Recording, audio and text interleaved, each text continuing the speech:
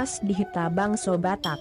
Kini saya coba ketengahkan topik yang mungkin agak sensitif, namun sebenarnya tidak ada yang perlu dibuat menjadi polemik dan pertentangan pendapat harus kita sampaikan walaupun pahit. Inti ajaran Parmalim. 1.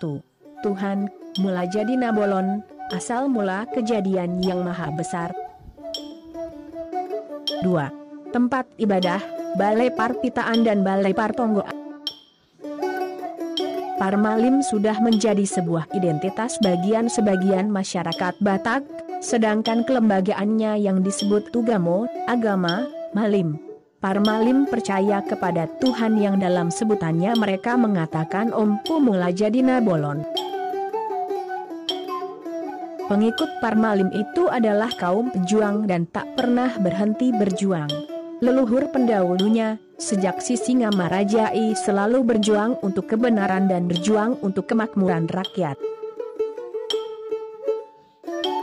Perjuangan tersebut tidak berhenti dan akhirnya mencapai titik akhirnya seiring dengan penaklukan perjuangan Sisingamangaraja oleh Belanda.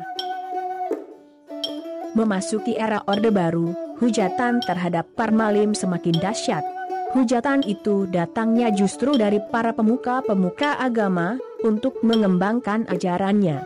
Mereka mengatakan kepada para umatnya, bahwa Parmalim itu ajaran sesat, tidak beragama, tidak berbudaya, tidak memiliki peradaban dan banyak hujatan lainnya.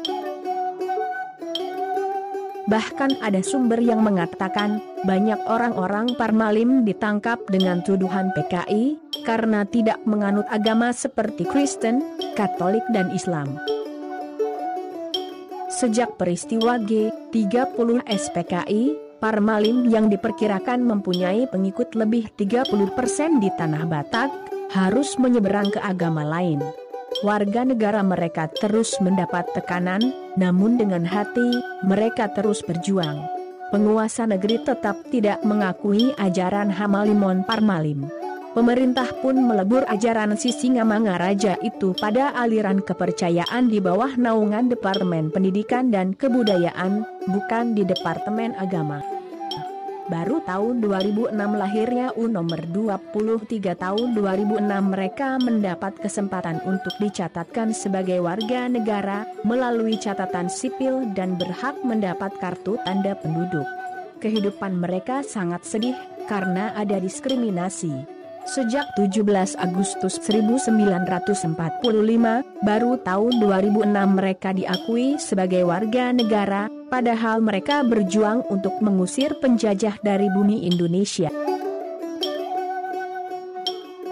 Mereka menyampaikan syiar agama mereka kepada siapa saja. Berbicara dengan lemah lembut dan tidak pernah menyakiti hati orang lain. Mereka adalah orang yang sangat mudah memaafkan orang lain atas kesalahan yang mereka perbuat. Tidak seperti dalam bayangan banyak orang yang tak pernah menyaksikan upacara ritual Parmalim, tapi mampu memberikan opini. Mengatakan Parmalim itu menyembah begu-begu hantu, menyembah berhala dan tidak bertuhan serta ucapan yang menyakitkan lainnya. Mereka mengenal Tuhan dengan sebutan Ompu mula jadi Nabolon. Mereka memiliki nabi, tokoh spiritual penyampai ajaran. Memiliki kitab suci, memiliki rumah ibadah, memiliki tata ibadah, memiliki imam dan memiliki pengikut. Richard Sirait.